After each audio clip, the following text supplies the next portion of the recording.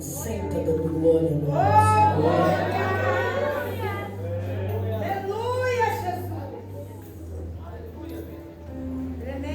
Mas já vista que o livro do Levítico, ele é um livro muito mal interpretado pela igreja e muitas vezes até colocado de lado pelo povo de Deus, pela dificuldade de entender e interpretar as minúcias desse escrito.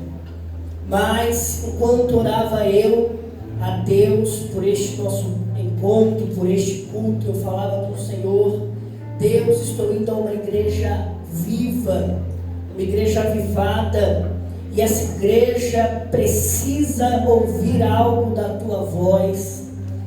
E o Senhor pulsou no meu coração esse texto, e Ele me deu uma mensagem que eu quero esclarecer aos irmãos aqui essa noite. Quero já pedir aos irmãos que tenham paciência comigo, não converse, não se distraiam, porque eu vou entregar a mensagem que Deus pulsou no meu coração para os irmãos, mas para que os irmãos entendam o que o Senhor quer falar aqui, é importante uma devida atenção sobre o texto. Ora, o livro do Levítico, ele tem um nível de complexidade para entendimento um pouco mais elevado que os outros livros da Bíblia também puderam. Ele expressa sobre as leis dadas por Deus para os homens, leis essas que faziam a prática de vida.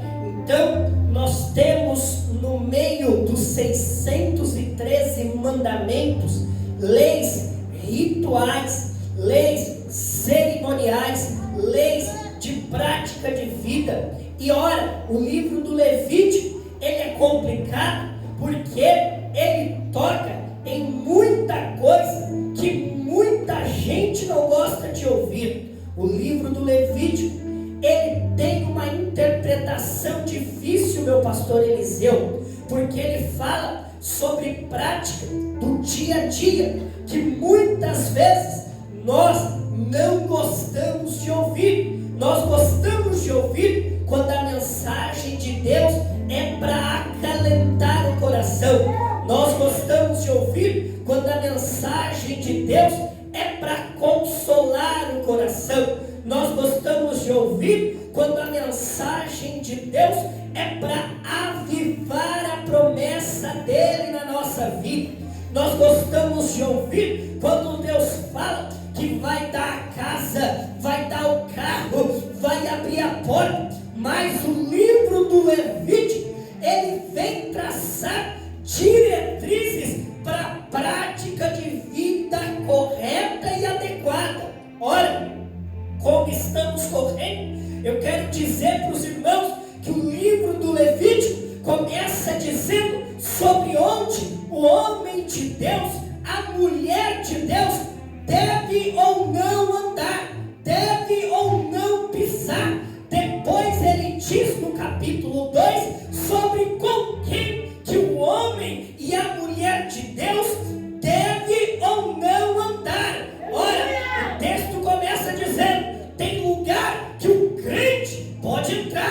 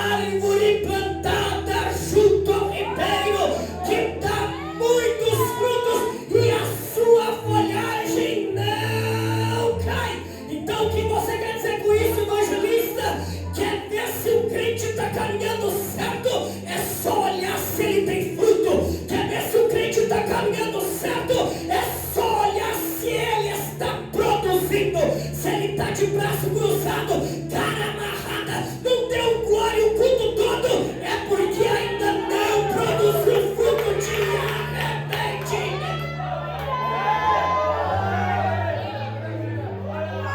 A palavra de Deus, ela traz vida. Vou repetir, porque sou pedagogo e eu gosto que você aprenda a mensagem de Deus. A palavra de Deus traz vida.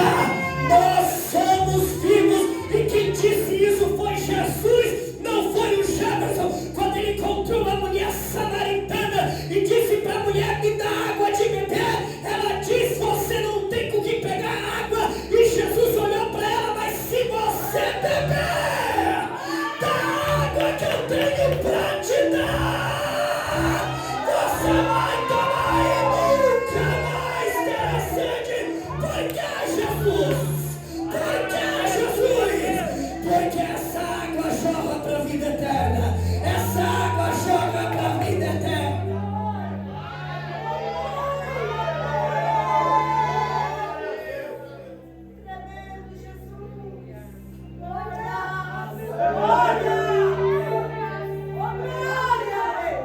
No capítulo 6, o calo aperta.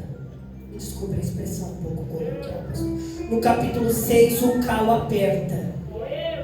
Porque no capítulo 6 de Levítico, eu recomendo aos irmãos que, por favor, não hoje, porque esse culto vai terminar um pouco tarde, mas amanhã, quando você estiver descansado, na hora do seu devocional, pegue o capítulo 6 do Levítico, leia ele com atenção. É um capítulo pequeno, são apenas 30 versículos. Leia ele umas 3, 4 vezes, para você minuciar, comer o que está aqui nesse capítulo. Ele tem várias paraxás que, se nós fôssemos debrulhar aqui, várias situações que, se nós fôssemos debrulhar aqui, irmãos, seria assim, tempos de estudo sobre esse capítulo. Porque o capítulo 6, ele inicia com diretrizes, preste atenção nisso. O capítulo 3, ele inicia com diretrizes de como um culto deve ser para ser considerado um culto. O capítulo 6 não tem nada a ver com aquele que está lá fora. O capítulo 6 tem tudo a ver com aquele que está aqui dentro. É uma mensagem de Deus para a igreja dele sobre como o culto deve se comportar. Ora, o Salomão, escrevendo sobre o culto, disse no capítulo 5 do Eclesiastes: quando entrar na casa do Senhor, guarda o teu pé para não pecar contra Deus. O que o Moisés está escrevendo no capítulo 6 para o Arão é dizendo para o Arão: Arão, culto, ele começa dentro de casa. Arão, culto, ele começa na sua prática de vida. Arão, culto, ele começa no meio da tua família. Arão, a tua vida tem que ser um culto, porque eu não quero só sacrifício, eu não quero só seu coração, eu quero você puro inteiro na minha mão. Então eu quero você cultuando quando acorda, eu quero você cultuando quando lava a louça, eu quero você cultuando quando toma banho, eu quero você cultuando quando faz almoço, eu quero você cultuando quando trabalha, eu quero você cultuando quando anda, eu quero você cultuando quando pensa, eu quero você cultuando quando se move, eu quero você cultuando na alegria, eu quero você cultuando na tristeza, eu quero você cultuando na adversidade, eu quero você cultuando no meio da guerra, eu quero você cultuando em todo aquele que tem fôlego. Ouve ao nome do Senhor.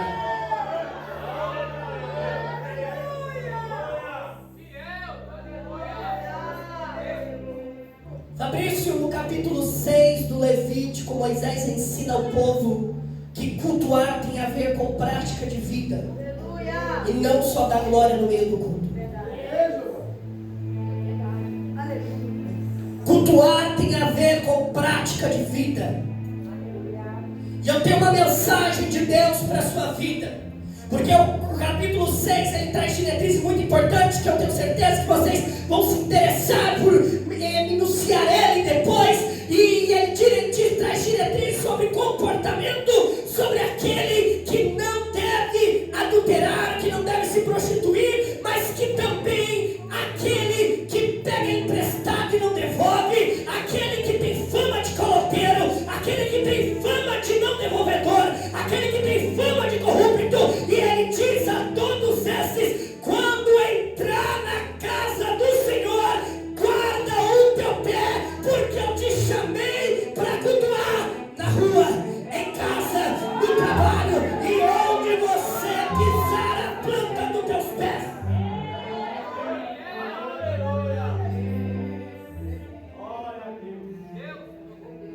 Irmão, sabe uma coisa que eu tenho vergonha?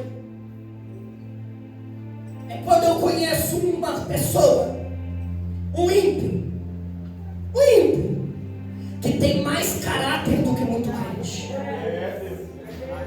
Isso me deixa envergonhado, pastor.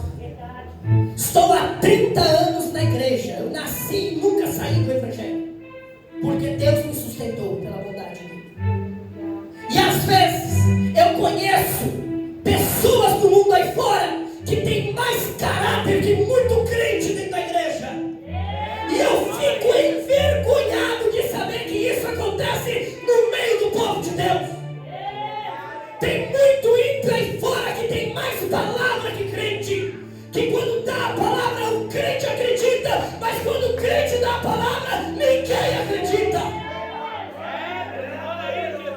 Mas não tem isso aqui não, viu, pastor? Eu só estou falando porque o Espírito falou, mas não tem isso aqui, é só nas igrejas que eu prego por aí. Tem muito crente que não tem caráter de uma maneira que quando ele pede R$5 emprestado, a irmã olha todo dizendo: não vai pagar mais não. Faz uma cantina pro congresso, não pode vender uma coxinha pro camarada, porque ele passa um ano sem pagar. Caloteiro, mau caráter, indulgente, guarda o teu pé quando entrar na casa do Senhor.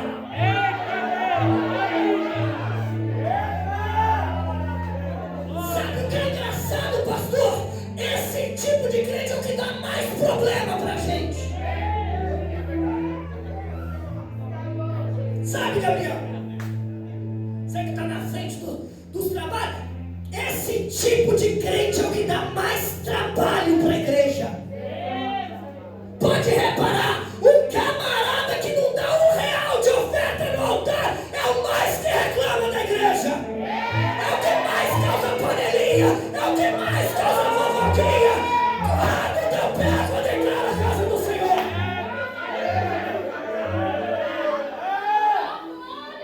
Não tem problema se não me convidar, porque eu não prego para fazer agenda, eu prego para transmitir a vontade de Deus, que antes de ser pregador, antes de ser teólogo, antes de ser professor, Deus me chamou como um profeta, e eu sei o preço que eu pago pela mensagem de Deus.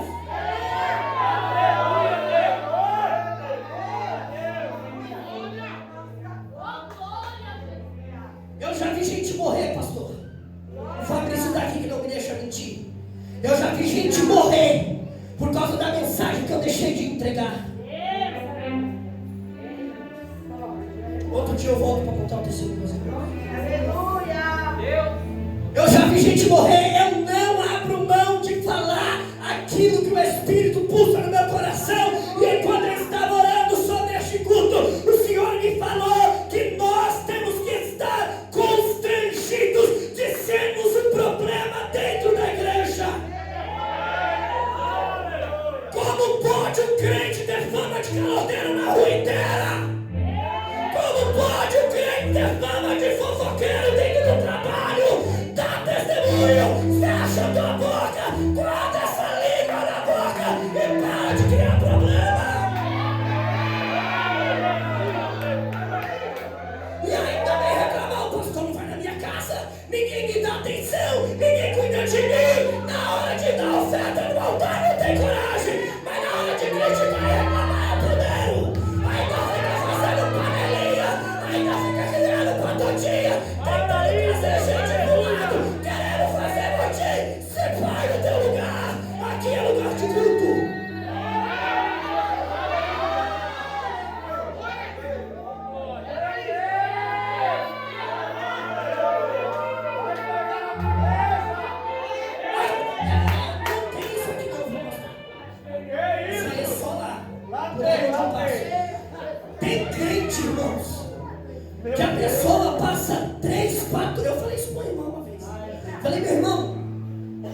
coragem de ficar devendo 4 coxinhas pro caixa da mocidade. A irmã passou quase 3 horas fazendo essas coxinhas. O povo está contando com esse dinheiro. 20 reais. Pelo amor de Deus, como tu pode dar calote de 20 reais? Você crente meia boca nesse ponto? Vou te fazer uma pergunta séria. Você que vem pro culto desse jeito, o Espírito Santo não te cobra? Porque o Espírito veio convencer o homem da justiça, do juízo e do pecado. Se você está rodando, pulando e sapateando, e o Espírito não te convenceu que você é um pecador, miserável, errante, falho, pode ter certeza que você está pulando de um jeito diferente. Não existe avivamento sem mudança de caráter. Não existe avivamento sem mudança de caráter.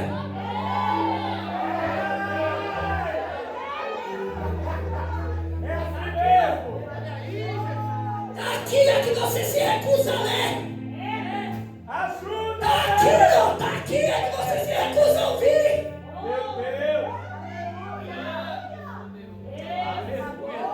A ordem, Ricardo. A ordem de Deus para o Arão é: Arão, você prepara todo o ambiente de culto. Tudo. O povo tem que entender o que é culto. E a sua obrigação é explicar o que é culto.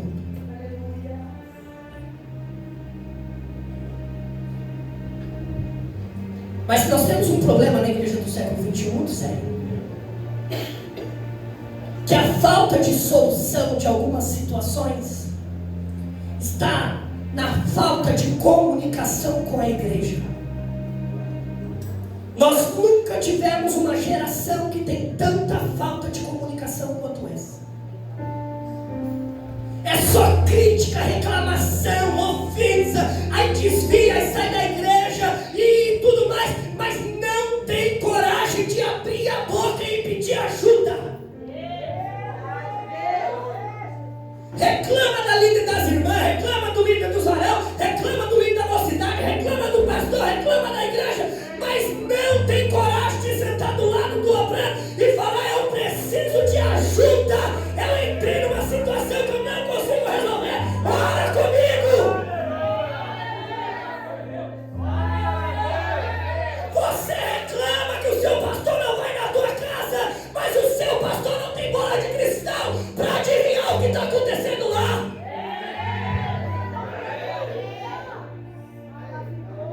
Você reclama que o seu líder não manda uma mensagem para você, mas você não entende que do mesmo jeito que você tem problema para resolver, ele tem também.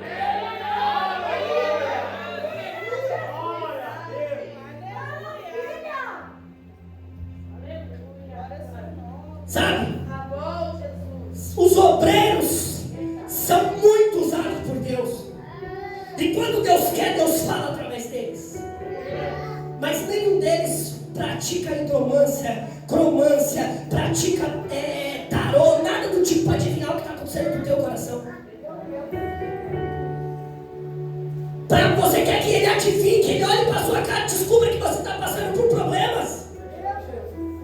Cai na real, irmão, quem está sofrendo é você, quem precisa pedir ajuda é você. Chama teu líder, chama teu pastor, pede perdão para eles e diz: eu estou passando um processo e eu preciso melhorar. Não adianta você ficar de braço cruzado, cara feia no culto, achando que alguém vai lhe resolver o teu problema. Eles acham, pastor, que a gente vai descobrir as coisas do dia para a noite. E Deus tem tanta coisa para falar com a gente, uma mensagem para preparar todo dia, situações adversas para resolver. Às vezes a gente está com uma bucha enorme para resolver e o irmão está sofrendo, querendo se desviar porque quebrou a unha. Deus, fala aí, Jesus, aleluia.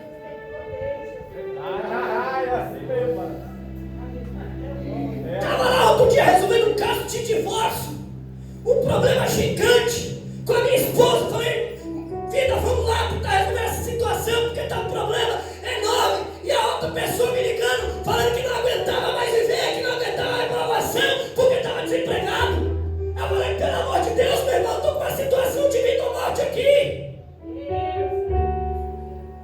Isso é motivo para desviar.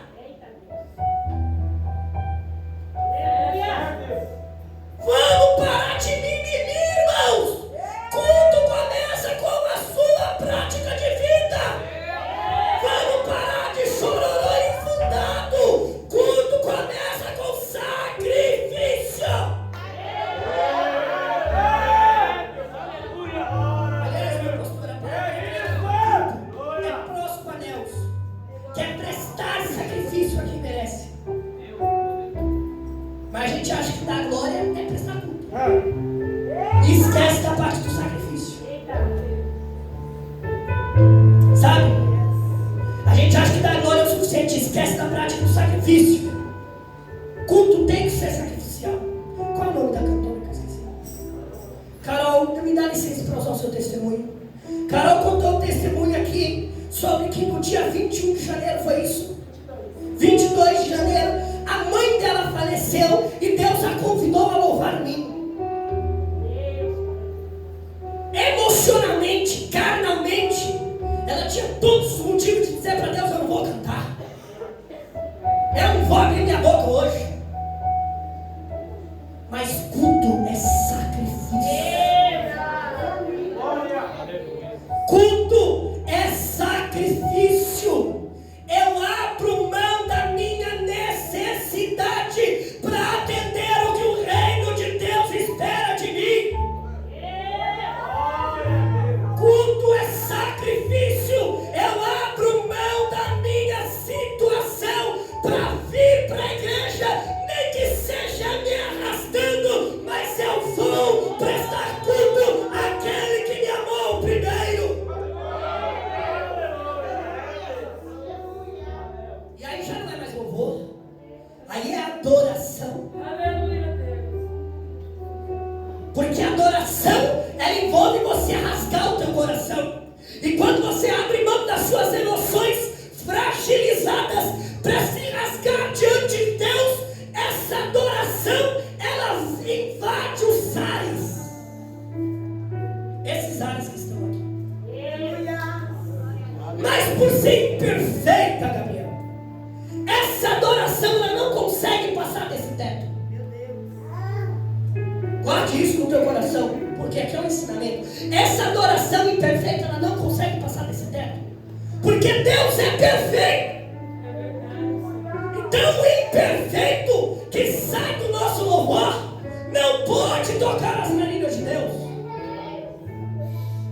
Para que a nossa adoração finalmente chegue ao céu, é necessário um ajudador que vai funcionar como se fosse uma peneira, meu pastor, para filtrar a minha e a tua adoração. Verdade. E levar diante de Deus. Jesus falou que o nome dele era Paracletos. Jesus falou que o nome dele era Consolador. Jesus falou que o nome dele era Espírito de Deus. Como ficou muitas incógnitas sobre o Espírito que leva a adoração do homem para Deus, Paulo teve que explicar no capítulo 8 de Romanos, dizendo: ora, vocês não sabem orar como convém, é por isso que não são respondidos.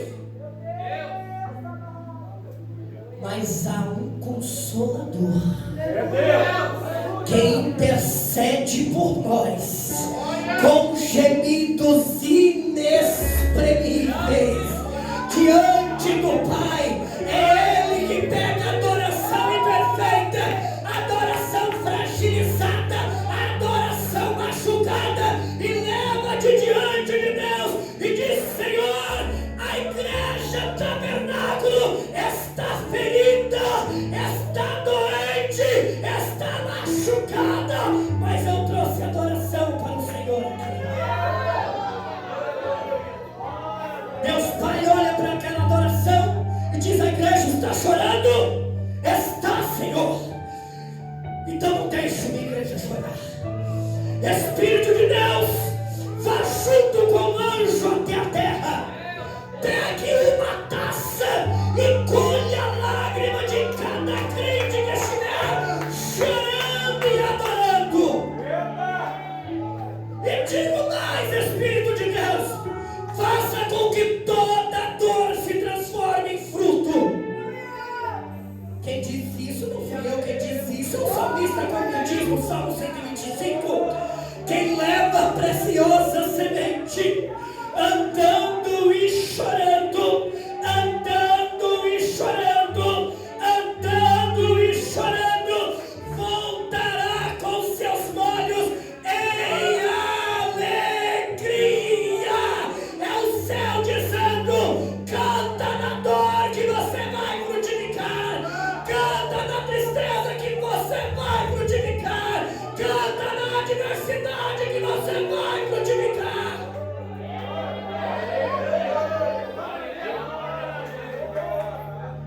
E ele vem dentro de mim e me convence da justiça, do juízo e do pecado. Quando eu estou convencido da minha miserabilidade, o meu eu cai por terra.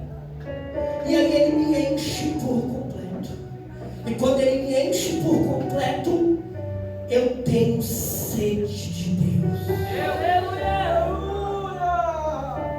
E aí quando eu tenho sede de Deus, eu almejo estar com o Pai. Eu almejo estar na casa do Pai. Eu almejo estar na presença do Pai. E o salmista escreveu dizendo: assim como a corça anseia pelas correntes das águas, a minha alma tem sede de Deus.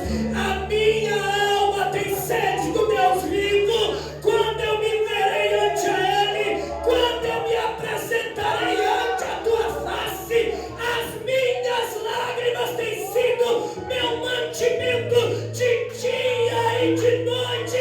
E o meu inimigo me pergunta: onde é que está o teu Deus? E quando me lembro dessas coisas, que ir à casa do Senhor em festa o nome dele, então eu digo: porque está batida, ó minha alma, porque te perturbas dentro de mim. Espera em Deus, espera em Deus, espera em Deus, espera em Deus, espera em Deus, espera em Deus, espera em Deus, espera em Deus, espera em Deus. Porque eu ainda louvarei. Levanta tua mão direita para o céu, levanta tua mão esquerda para o céu. Só quem tem anseio pela presença do Senhor, só quem tem sede da presença do Senhor, o fogo arderá continuamente sobre o altar e não se apagará. Dá um brado de júbilo no nome do Senhor, um brado de glória ao nome do Senhor, um brado de glória ao nome daquele que nos amou primeiro.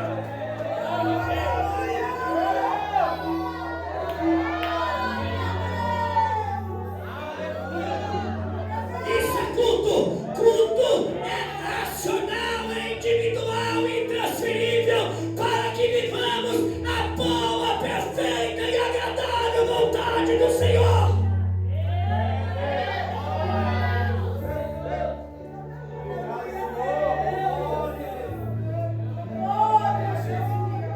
Essas lágrimas no seu rosto é o Espírito de Deus te movendo. Esse sentimento que você está aí, que precisa ajoelhar e imediatamente se comunicar com o céu, é o Espírito de Deus te movendo aqui essa noite. É Ele, não é o pregador, não é minha dialética, não é minha oratória, é o Espírito de Deus que confirma a sua palavra no teu coração. A palavra é a verdade, e conhecereis a verdade vos libertará. Isso é culto racional. Culto racional é conhecer a sua limitação. Culto racional é conhecer a tua incapacidade. Culto racional é conhecer a tua inferioridade. E mesmo assim entregar sacrifícios de louvor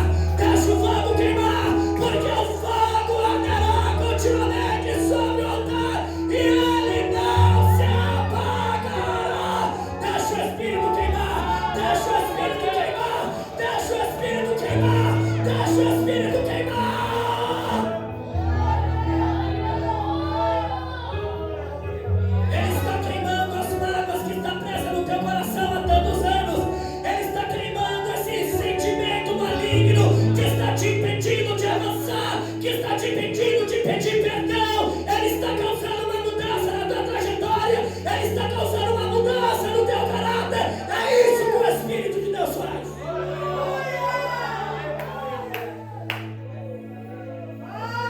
Sinta o Espírito se movendo, sinta o Espírito se movendo, sinta o Espírito se movendo, sinta o Espírito pairando, sinta o Espírito cuidando de coisas incuráveis, sinta o Espírito